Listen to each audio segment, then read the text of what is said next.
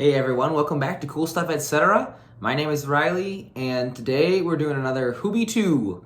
What have I been up to? Have I posted a different video since the last one of these I posted? I certainly hope so. Videos have been a little sparse. I've just been busy, tired, whatever excuse you want me to say. But I'm back for this. I have quite a bit to talk about, so we'll just jump into it. First, some movies. This is the only one that I own physically, and that is Midsommar, or I don't know, I think that's how you pronounce it. I hadn't seen this before. I got it for $5 at Target. And I haven't seen Hereditary yet. I own that on DVD, and I haven't watched it yet. But Katrina wanted to watch this, so I was down. And on a technical level, it's a very good film, as you would expect. From this director. He is a talented dude when it comes to shot composition and memorable imagery and the way the camera moves around and all that kind of important stuff. What stuck out the most to me about this movie is the colors, really, really high contrast, I think. And there's that great ambient and folk score. And just the setting is so peaceful that all the weird stuff happening really makes you kind of feel uneasy. And the tension is very palpable. That being said, I didn't love it. I of course thought it was good, but I think I'm still kind of thinking about what this movie's trying to say, and I think that it's going to kind of live or die for me based on that. So that's Midsommar. This is a movie that a lot of modern cinema nerds like a lot. And I think it's all right. I think it's pretty good. After that, we watched The Menu, which is a satirical comedy, drama, horror, thriller film. I don't know. This didn't really stick with me all that much. It's one of those movies that's trying to say something vague, hand wave about the rich, the wealthy, the elite. It just didn't seem to have that much conviction. And I don't know, the way the characters were written just really rubbed me the wrong way. And the acting, too, for the most part. I just didn't feel much watching it. It wasn't very emotional. It wasn't particularly funny or shocking. I don't know, it's kind of huffing its own farts, kind of like, a little bit like Glass Onion was, but I enjoyed that more, so I don't know. If you're interested in it, I'd say give it a shot. A lot of other people liked it more than I did, but yeah, wasn't too much for me. Then we watched The King. This is a Netflix film starring Timmy Chimmy, if you might know him from Lady Bird, Dune, Timmy Chimmy.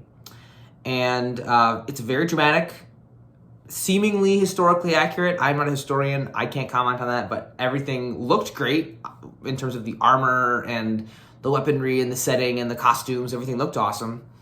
And I didn't know this. This is my second time watching this movie. Katie wanted to watch it, so we watched it because she likes period dramas.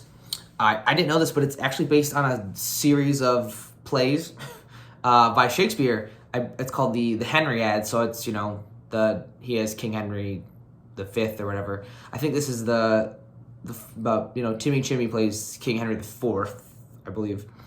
I think the directing is nice. Everything looks very bleak, which is intentional. I think some people, from what I saw in the reviews, disliked how it looked. I didn't think it was as gray as everyone was complaining about from what I had seen in the negative reviews. But I mean, it's not the most bright color palette in a movie. We'll say that much, but I thought it was a pretty great film. It's one that stuck with me after my first viewing a couple years back, probably closer to when it came out. It is a little bit long, but I just couldn't help but be really drawn in by the characters, especially the dialogue and their manner of speaking. Something about that old English way they speak, it really, I don't know, draws me in to all kinds of movies. Like I know The Witch isn't Old English, but like that, I don't know the accent or what you would call that, but I just like that sort of way of speaking It just feels very dramatic to me. So I don't know. It just really worked. So yeah, The King was great. Pretty great, I should say. It wasn't mind blowing. I gave it 4 stars out of 5, but then we saw Megan in theaters. Katie wanted. This is a running theme. Katie wanted to see this too, and I was like, sure, but this is. I didn't say this until we were walking into the theater when she asked me how I was expecting it to go, but I really thought this movie was going to be a piece of crap, and I wasn't necessarily wrong, but it was a lot more enjoyable than I was expecting it to be. That's not to say that it's a good movie on like a technical or more objective level, but I was enjoying myself in the theater. I will say that, and I think part of that definitely has to be being in a theater. The theater going experience definitely heightens how I feel about movies a lot of the time. And yeah, I don't know even what to say about this movie. I don't know how it got made. It's very random, very bizarre. There are some of the most unfitting. There's some of the music choices in this movie are out of the blue. Megan sings what is that? It's like Titanium by, I think it's like a David Guetta song from like 2011. Why? Who pulled that out of their ass and put that in the screenplay? I don't know. The final thing I'll say that I did appreciate about this movie is their very strong anti-iPad kid stance. I have very strong feelings about shoving an iPad in front of your kid to like numb them, essentially. Baby sensory videos and that kind of shit. As an educator, I feel strongly about that kind of thing. So I appreciated that aspect of it. That was kind of a strong running theme. But yeah, I don't know. It's really, I think it's worth a watch, but I don't think you're gonna come away from it feeling that strongly that it's a good movie. Then next we watched White Noise. Again, this is a movie Katie wanted to watch. What is going on with the list this week? I had like 0 expectations going in. I had no knowledge of the source material, which is apparently a landmark novel in postmodern fiction. I have not seen a Noah Baumbach film up until this point. So I was really I was up for anything. I was in for a treat, honestly. This is a great movie, I think. It was super weird.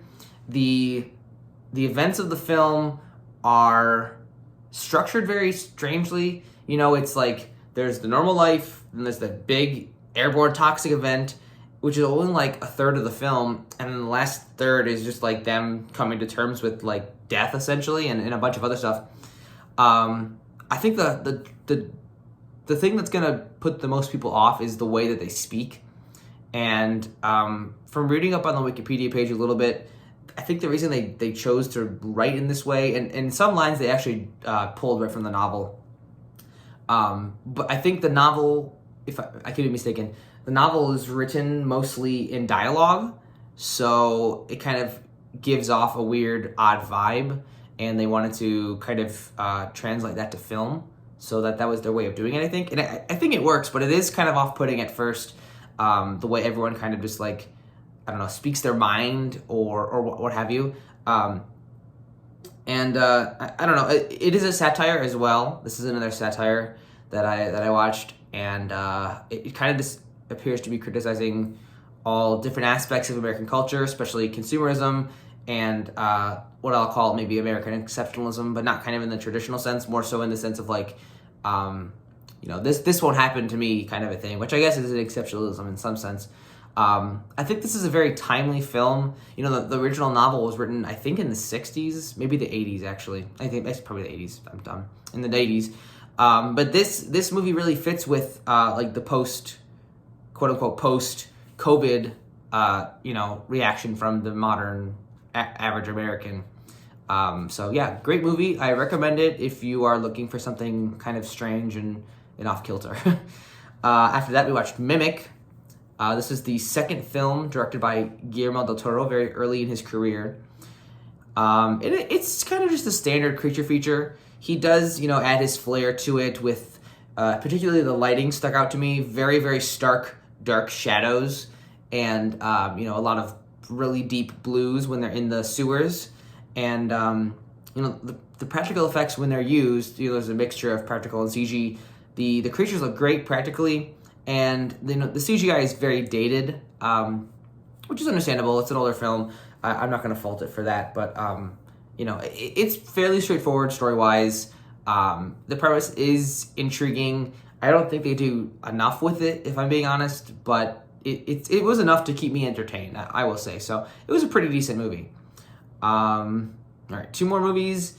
We watched Tick, Tick, Boom, which is an adaptation of a Jonathan Larson play. If you're not familiar with Jonathan Larson, he is the playwright behind Rent.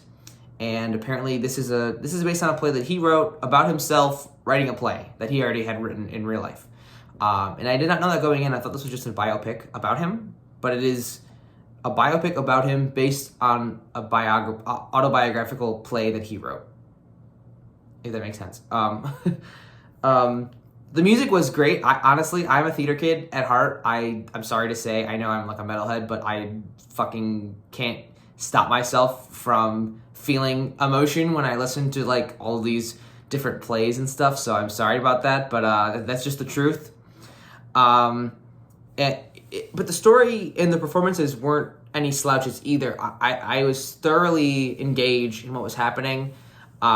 It was quite emotional, and it was really sad by the end of it. Because he died very young, and they don't really they kind of gloss over that, I guess, which is fine by me.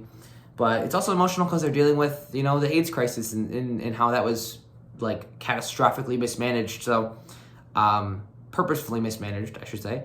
And yeah. The last note I have is this is a movie that really embraces the inherent cringiness of being into theater, into plays, into musicals. So if you are averse to that, which I am not, as someone who is cringy, if you're averse to that, I would just, be forewarned that that's going to be a common thing in that movie. So, all right. And the last movie we watched, I shouldn't say, we did watch it. I fell asleep. A good chunk of it was The Invitation. This is not the invitation about that dinner party, although there is a dinner party. This is the newer The Invitation about this young woman who meets some old relatives who are vampires. I think I said the spoiler, kind of, whatever. It's basically Get Out meets Dracula, which is an interesting enough premise. I thought it was decent. Again, I did fall asleep, and I fell asleep for most of the action, quote unquote, like when things kind of kicked off.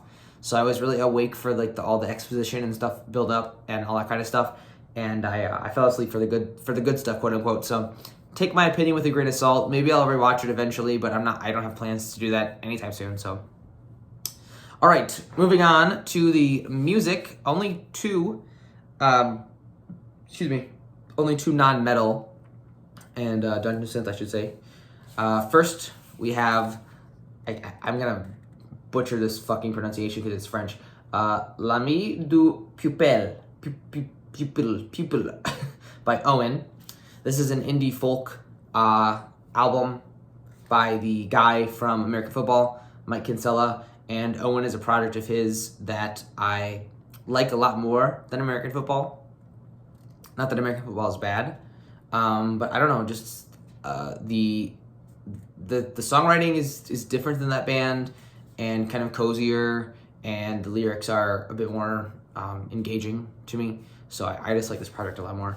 And I have been kind of slowly rediscovering these albums. I have quite a few of them.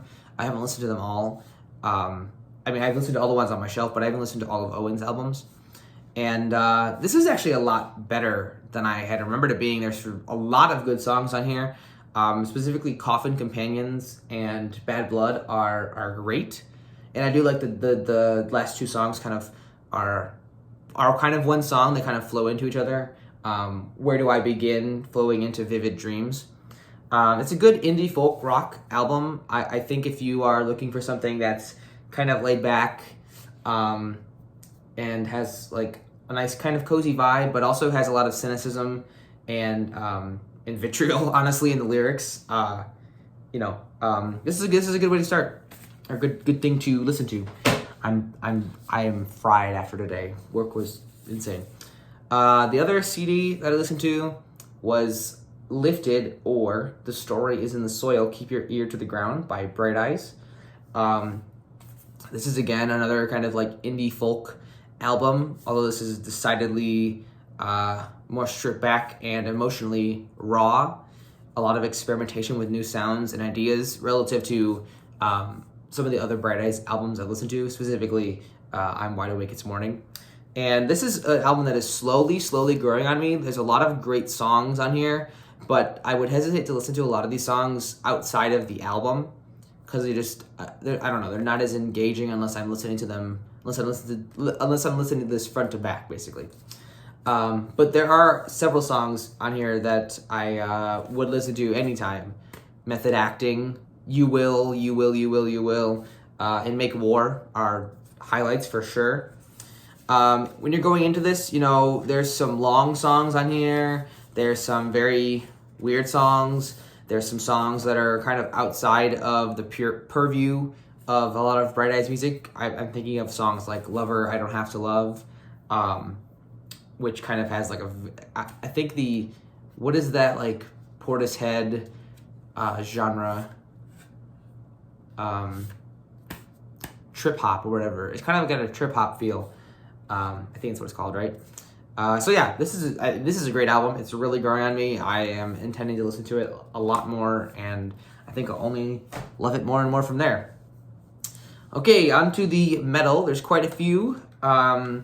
First up, I just realized this is a broken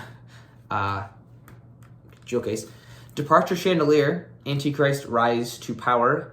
This is as billed on the back of this. This is Napoleonic War black metal. And I'm returning to this again. I don't know what it is about this release, but something about it is just kind of drawing me in. I listen to this pretty constantly. It's a great album to listen to while I'm reading, and I guess that's partially why I do. And these last couple re-listens, this is a great album. I really like this a lot. There's really great synth melodies. Tremolo guitar leads are prevalent throughout and very memorable. And there's a great atmosphere that they're creating with just very simple instrumentation relative to black metal. But it just feels like every riff they wrote is, carefully written to create this kind of hypnotic atmospheric effect. And it doesn't overstay its welcome either. It's like under 35 minutes, so it's a pretty quick listen. This is a great album. If you're looking for some songs from it, check out Forever Faithful to the Emperor, as well as the I guess it's not a title track, but it's the band name track, Departure Chandelier. So that's them. And then I listened to, I don't have it physically, but I listened to their EP, The Black Crest of Death, The Gold Wreath of War. It's not their EP, it's their first demo. And it's only 2 songs, plus an intro and an outro. And I enjoyed it. I need some more time with it to cement my feelings on it, but it is a different beast than Antichrist Rise to Power. The songs are almost probably over double the length of any of the songs on their album. And because of that, they kind of take on a different shape, a different feel, a different intent. So I'm just kind of trying to make sense of that before I definitively say anything about it. But I will say that it is enjoyable. I'm having a good time listening to them. And it's definitely a release I want to get on CD. So I'll keep my eyes out for a copy. Next up, we have Anatomia with Corporeal Torment. I will censor the back cover so I can show you. So this is a Japanese death doom, funeral doom. There's at parts it's slow enough to be funeral doom. and this is a release, I've talked about this before. I've had kind of a hard time getting into this. It's just the songs are really formless, and it's hard for me sometimes to latch on to anything specific, especially the final track, which is like 28 minutes long. But there is something about the atmosphere. There's something to be said about it. It's just very noisy and kind of brooding, and the way they use their instruments in a very sparse way with this like slow kind of glacially paced drumming, and they have that buzzy guitar tone. And what really stuck out to me on this album that was different than a lot of other releases is kind of the way they layer their vocals and their growls. I can't get any more specific than that, but if you listen to them, you'll probably notice it.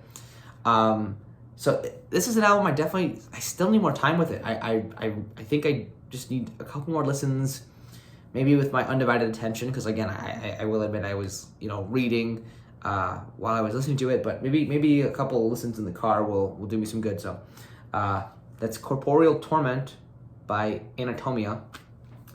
I don't know if I mentioned, but they are from Japan, which is kind of cool. Okay, I listened to Tales of Other Time by Stormkeep for the first time, and after listening to it I think I listened to it 2 or 3 times, I went online and ordered it almost immediately after my second or third listen.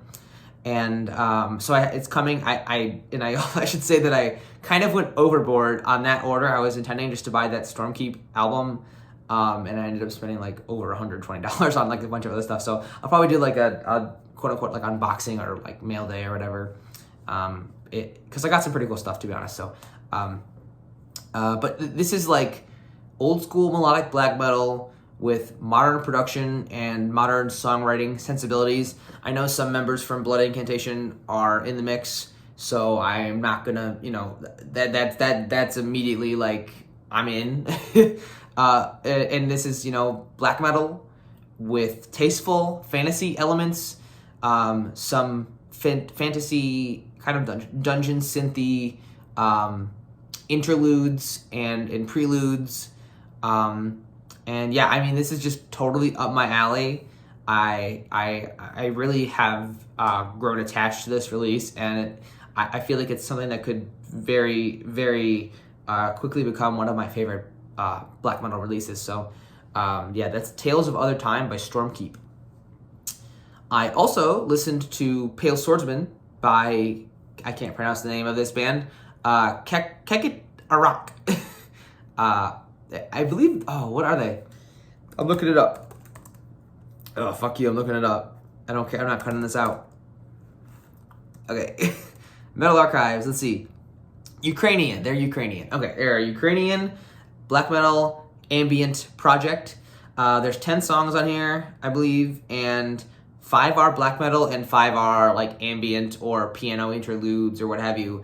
They're definitely going for a very like capital R romantic vibe on this, and I think that he succeeds. It's a solo project by a guy who is credited as Crying Orc. I didn't order the CD, but I did order a T-shirt, and it's here. I should have ordered the CD with it. I don't know what I was doing, but whatever. Yeah, I mean, I guess what I can say about it is it has a very it's the synths. They have synths atop this raw black metal production. It's a nice texture. It really adds to the experience. It's very melancholic, I will say. Very simple kind of tremolo strumming a lot of the time.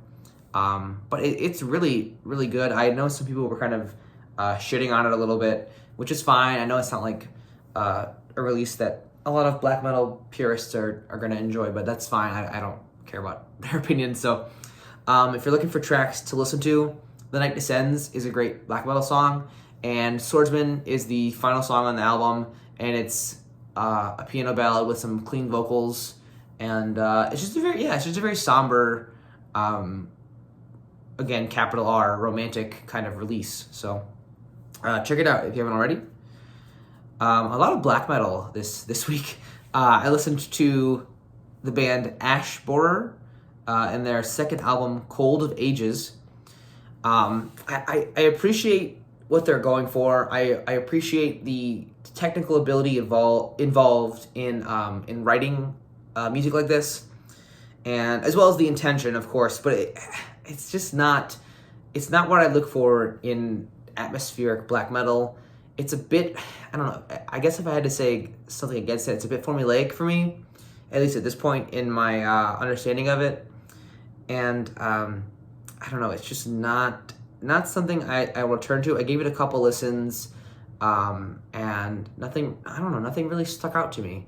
But this is a band that I've heard great things about, so I'm willing to give it some more shots. It's just it might take some time for me to like kind of fully unpack how I feel about it. But yeah.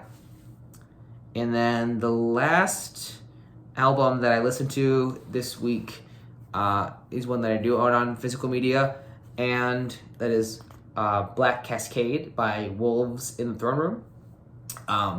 After my kind of disappointment with the Ash Borer release, I wanted some atmospheric black metal that I knew I would love, and usually my go-to for this band is their first album, Diadem of 12 Stars. That's my favorite of theirs, but I put this on, and this is giving it a run for its money, to be quite frank.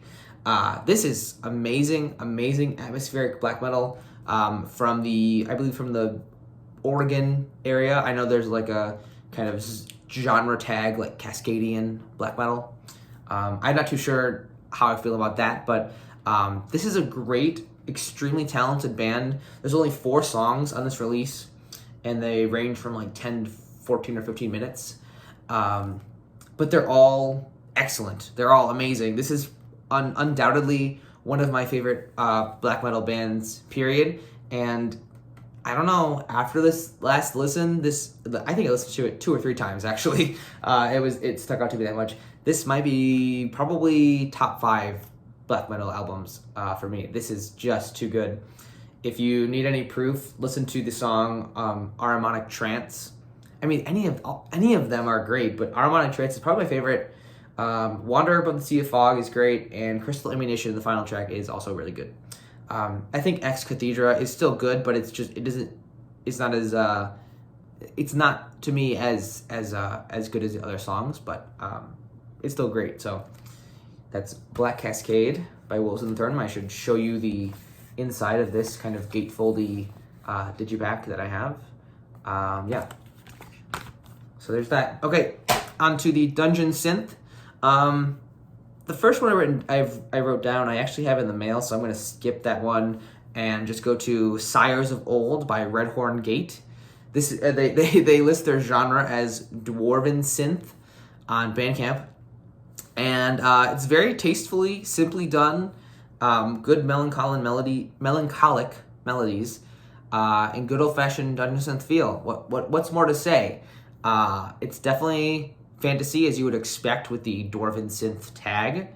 And yeah, it's a kind of a longer release, but I'm okay with that. I really enjoyed my time with it, and it's what I'm going to be returning to probably pretty often, honestly.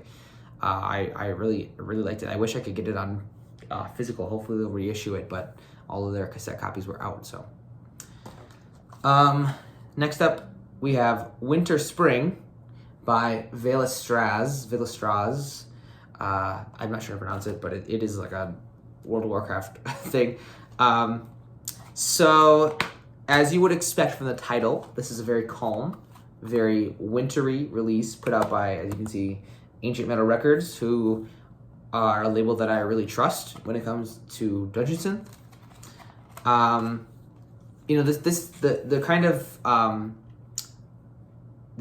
MO of this project is longer songs that build slowly with repetitive melodies, and they add layers as the songs kind of go on. It's really great reading music. I've listened to this countless times now. Not countless, probably between 5 or 6 times while reading, and it's always great. It hasn't been super snowy around here as of late since I've gotten this and put my ears to it, but Once it snows again before the end of the winter, hopefully, possibly. Actually, hopefully not, to be honest. But if it does snow, this is a great album to put on a snowy day when you're just cozying up and reading. So that's Winter Spring by Vela Straz. Next up, I have Reclaiming the Throne by Middle Ages. There's kind of a story with this release. To my understanding, this was an album that was considered kind of a classic back in the 90s of Dungeon Synth. And it was found out later that the songs, there's about 10 songs on here, that they were stolen from 3 separate artists and put out. And so this label, who is it? Oh gosh. Dungeons Deep, I believe. Oh gosh, I think it's Dungeons Deep. Dungeons Deep Records kind of is remedying that maltreatment, that misfortune, and putting this out with the original artist's approval, which is really cool. Honestly, that's a cool thing to do, and yeah, it's great. It's very, most of the time I would say it kind of starts out very rudimentary, very simplistic, kind of just synth and drums, basically. And then about halfway through, these turn into some incredibly bombastic and groovy, drum-laden, absolute rippers. Very reminiscent of video game music. So, the back half of this is like not dungeon synth in the traditional sense, but it is still great music. So I would recommend this. That's Reclaiming the Throne by Middle Ages. Okay, last dungeon synth release for today, we have Once from Hermit Knight. And as you'll see from this cassette, it is very DIY. They've just written on this in Sharpie, but that's okay with me. I don't mind that. This is limited to 50 copies. I have number 46. And I just stumbled upon this one day, going through the Dungeons and Tag on Bandcamp, and something about the artwork stuck out to me. And then reading through the track list, the songs appear to be inspired by the life of several pets that are close to the songwriter, and then their subsequent death. So there, it's. I wrote here in my notes that it's kind of dungeon synth that celebrates life, being alive, and because of that, it's very hopeful sounding. It's quite beautiful at times, and yeah, it's just very inspirational. It's very well done, and melancholic, but has it's hopeful. Unlike a lot of other dungeon synth, which I feel kind of not necessarily meaning this in a bad way, but kind of is a bit one note emotionally speaking. So yeah, I think this is a pretty stellar release. I will mention that it's put out by Where Gnome Records. So yeah, that's Once by Hermit Knight. All right, moving on to let's do the video games first. I haven't played video games in a long time, but the past couple weeks when I was on break from work, because we were on winter break, I played 2. The first I played was A Short Hike, and I heard some good things about this from, I don't know from who, but from somebody. And it's just a very relaxing and fun collectathon game where you are playing a bird who is on this island trying to climb to the peak of the mountain while awaiting an important phone call. And so there's it's just a game where they have created this island that's fully functioning in terms of the map is like one map. There's no loading screens or anything. It's just very seamless. And there's characters populating it that have their own problems that you can help them solve. You can really go about doing the tasks in any order. There's races, there's games to play, there's things to find, money to collect, items to collect, and abilities to enhance. The coolest thing about this game is the flight mechanic. Basically, as you collect more and more golden feathers, you are able to initiate flight by tapping not the jump button, but the flying button, whatever it might be. And by the end of the game when you have all 20 golden feathers, you can just like from a standing position just like take off like 100 feet into the air and then start gliding around the island, and you get around places really quick. It was super fun. Only took about 3 to 4 hours to 100%. But I really, really enjoyed my time. It's a game I can definitely see myself returning to in a couple years once I've kind of had some distance from it. But yeah, great game. And the other game I played is called For the King. This is a very fun sort of D&D-esque turn-based RPG. I played it with a friend, shout out to Chevy, who actually bought it for me for Christmas. Shout out again. We've played it for about 6 or 7 hours together, and we haven't finished the first campaign yet, but we're getting close. But it's great. There's some really cool mechanics here. The way that skills and stats work is depending on the weapon or the item, or the skill check, there's a number of successful rolls you have to make, and the stats you have are basically percentages. So you have if your strength is an 80 stat, you have 80% chance to succeed the roll, and some items have additional add percentages on subsequent rolls, and yeah, basically it just all sounds very simple, but it's actually quite clever, and it's enjoyable. It's procedurally generated. It's kind of more of a roguelike, from what I understand. So no two games will be exactly the same, which I like. And there's a lot of adventures, a lot of campaigns to go on. We still haven't finished the first one, but we're, as I said, getting close, and we're having a great time with it. I will update as I play more and more.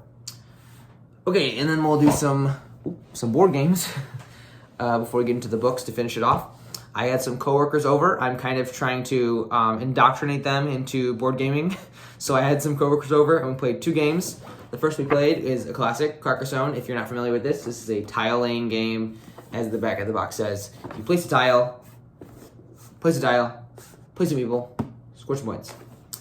And yeah, it's a classic for a reason. This is a great fucking game. I think it's awesome. The art is great. The components are it's very simplistic. It's not like the most sturdy components, but the meeples, can't complain about all these cool colorful meeples. I also have as labeled, because I'm a loser, the first expansion, which I haven't played with yet because I keep introducing this to people and I don't want to overwhelm them at the offset. But we had a great time with this game. I recommend it. It's a great gateway game, which is why I wanted to play it with these coworkers who are not entirely familiar with board games. So yeah, Carcassonne's great. And then the other game we played is, of course, Wingspan. Undoubtedly, at this point in my life, my favorite game of all time. I have introduced this to a lot of people, and they all love it. Unequivocally, they love it. You can't say a bad thing about this game, in my opinion. It is almost flawless. There's just so many cool components, so many interesting ways that they've structured the game. You get eggs. Do I gotta say anything else? If you couldn't already tell, it's a bird-themed game. And it's kind of an engine builder. You're laying your cards out on your board, and as you lay more birds out, they enhance the actions that you take. It's a very ingenious way of slowly building your actions out and making your moves, your turns more potent. And by the end of the game, you're kind of doing these crazy combos. If you've played efficiently, you're doing these crazy combos by the end of the game. And yeah, Wingspan is undoubtedly a modern classic, one of the best games of all time. I love it to death. So that's Wingspan. And to finish it all off, damn, this is going over 40 minutes. We have 3 books to discuss. And all of them I'm going to kind of be brief about because if you haven't seen my other video, I'm doing a 50 book challenge, and will review these books 5 at a time as I finish them. So this first book, Endymion by Dan Simmons, is actually not counting for the 50 book challenge, which is why I'll talk about it a bit more in depth. And it's not counting because I finished it December 31st. So technically not a 2023 book for the 2023 book challenge, but that's okay. This is a sequel to two of my favorite science fiction and really just books in general, Hyperion and Fall of Hyperion, or Hyperion. And I mean, it couldn't live up to the hype. It couldn't possibly live up to the hype, but it still was quite good. It takes place hundreds of years after the first two novels, and it's kind of, I would say that in comparison to the way the first two novels are kind of structured, the first novel is sort of a collection of stories told by the characters, and the second novel is more of a space opera with lots of characters doing all kinds of different stuff. This is more of a straightforward adventure novel. There's only two perspectives that you're kind of jumping back and forth between. And it's a bit slower than the other books, but things get really tense toward the last half or so. And it ends, of course, on a cliffhanger, as you'd expect, so I'm really eager to read the final installment. I thought the characters were great. I didn't necessarily care too much for the world building, excluding the ice planet, which I think was really fun. But, it's still a great read. And I would recommend it, but I think that some people might be disappointed after reading the first two books, which are like masterpieces in my opinion. So, and then I think I'll just mention these ones that I read. The Last Wish by Andrei Zebkovsky, I believe, and Red Dragon by Thomas Harris. This is a Witcher book. This is a Hannibal Lecter book, although he's not really in this book all too much. But yeah, I'll talk a bit more about these in my 50 book challenge review videos coming soon once I finish 3 more books, which I'm close to my 3rd this year already, which is actually really impressive for me. So, but I will say that these are great books, both of them. I really, really enjoyed them both. And I'm excited to talk more in depth about them in kind of like a bit more of a scripted review. I'm kind of intending to do that. Maybe have a bit more of a edited, not like this is more off the cuff. Maybe I can do some like editing. I don't know. We'll see. But yeah, that's all I got for y'all today. Thanks for coming back. I think the next video I'll be doing is the metal CD collection for the C's. Not the C's like the 7 C's, more like the C's. So yeah, again, thanks for sticking around for the whole video. I gotta stress, I hope you all are putting me on like at least 1.5 times speed, if not higher. I don't want you to be spending almost a full hour with me, like listening to me ramble about all the shit I did. So yeah, but again, thanks for watching. Hope you're here for the next video, and take care.